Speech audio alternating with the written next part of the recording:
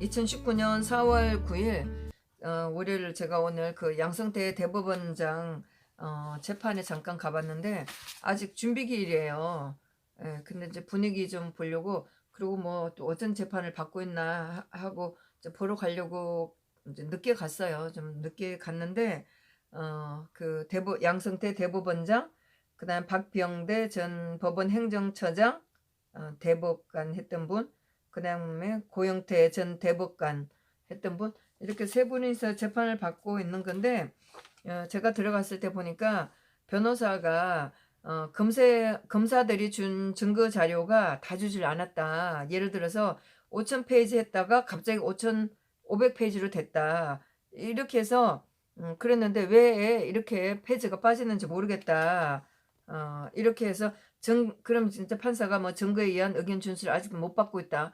당연히 이 조사 한 거에 대한 자료를 다 안 줬기 때문에 못 받기 때문에 변호사들은 여기에 대한 의견을 낼 수가 없겠죠.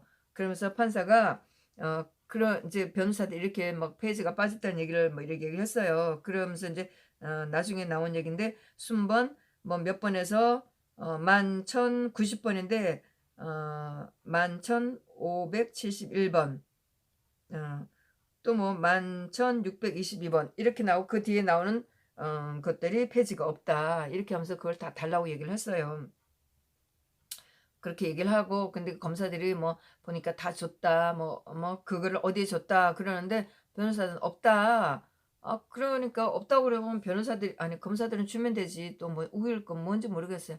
하여튼 그러니까 판사가 여기 이게 검찰이 협조를 해라. 그 수사 기록이 없다. 그러니까 그리고 기소 이후에 추가로 기록된 것도 그 자료를 다 주라. 기소 전 단계에서 작성된 거 다 주고 증거에 대한 의견을 받기 위해서는 그런 거 다 필요하지 않냐. 다 주라. 이렇게 이제 정리를 했어요. 예, 그러면서 시간 그러고 나서 재판은 오전 시간만 하고 끝났는데 4월 30일 날 이날 재판 다시 하자고 했는데 자료를 4월 26일 금요일까지 이번 주 금요일까지 자료를 다 달라고 이렇게 하지만 4월 30일 재판에 나가서 뭐 의견서를 내든가 이렇게 할 텐데 지금 진도가 안 나간다고 이제 이렇게 얘기를 하고 있었는데 지난주 15일 날 월요일 날 이 또 양승태 대법원장 등 3인에 대한 재판이 있었는데 준비 기일이었죠. 그런데 그날 저는 뭐 가보진 않았는데 그날 재판이 끝나고 나서 나온 기사가 꽤 이제 고무적인 뭐 저 박 대통령을 걱정하는 저한테는 좀 고무적인 내용이었었어요.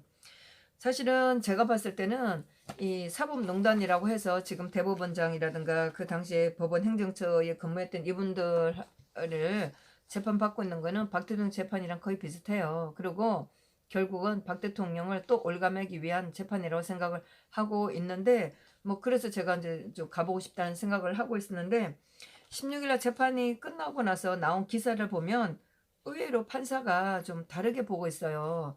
뭐 이게 뭐 이게 요즘에 뭐 판사들이 조금 제정신을 차리고 있는 그런 분위기인지 모르는데 그 기사의 난 글을 보면 법원이 검찰의 양성태 공소장에서 박 대통령 이름을 빼라고 했다는 거였어요.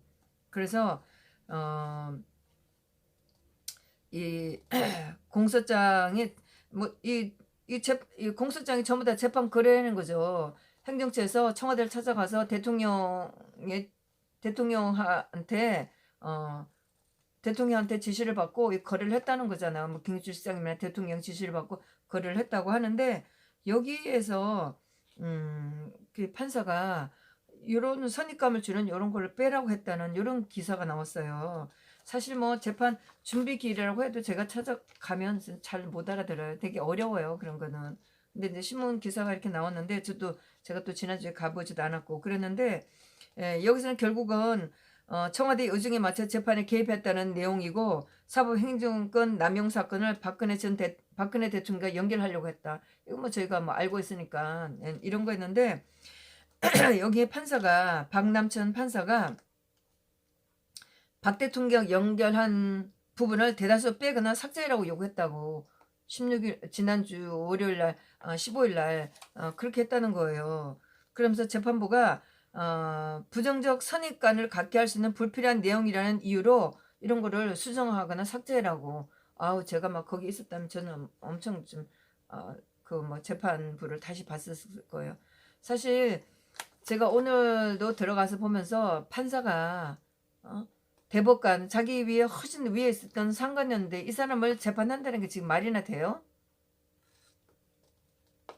하여튼 그랬는데 진짜 후배도 한참 후배인데 선배를 지금 재판하고 있는 게 얼마나 웃기는 꼬라지예요.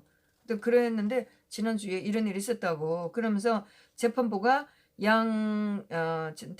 전 대법원장에 대해 부정적 선입관을 갖게 할 수 있는 불필요한 내용이라는 이유로 재판부가 수정 삭제 권고한 부분은 박 전 대통령 관련 부분을 포함해 공소장 뭐 34쪽에 걸친 34군데였다. 이렇게 하면서 법원에 제출한 공소장은 범죄 행위만 간략히 기재하여야 한다는 공소장 1번주의를 위배했다는 거다. 그러면서 그러면서 법원이 이렇게 수정 삭제하라고 요구하는 거는 굉장히 드문 일이라고 이렇게 하면서 뭐 보면서 대법원장 이건 뭐 재판이 직권남용 권리행사 뭐 이거 했던 거잖아요.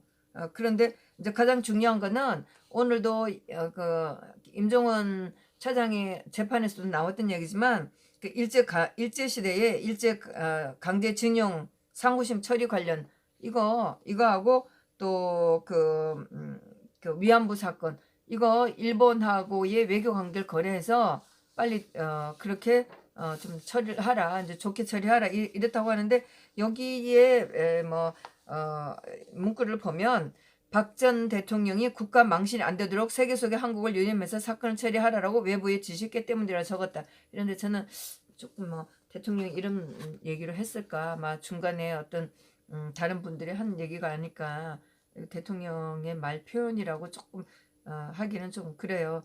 그러면서 징용 피해자들이 일본 기업을 상대로 낸 손해배상 요번에 결국 그게 났죠. 미쓰이를 상대로 해갖고 지금 뭐 상표 브랜드까지 압류를 한다고요? 이런 식으로 판결 난 거죠. 정말 아주 일본과의 관계도 아주 외국 관계도 아주 단절하고 싶은가 보죠. 결국은 손해는 누가 보겠어요. 하여튼 이런 건데 요거를 박 대통령 시절에 있을 때 손해배상 사건에서 피해자들 손을 들어줬다. 대법원은 2012년도에 징용 피해자들이 일본 기업을 상대로 낸 손해배상 사건에서 피해자들 손을 들어줬다. 근데 이게 문제가 된 거죠. 그래서 일본 기업들이 반발하자 2013년 대법원에 재상고됐고 그 임종원 전 법원 행정처장은 2015년 이 사건에 대한 의견서 제출을 외교부에 요청을 했다.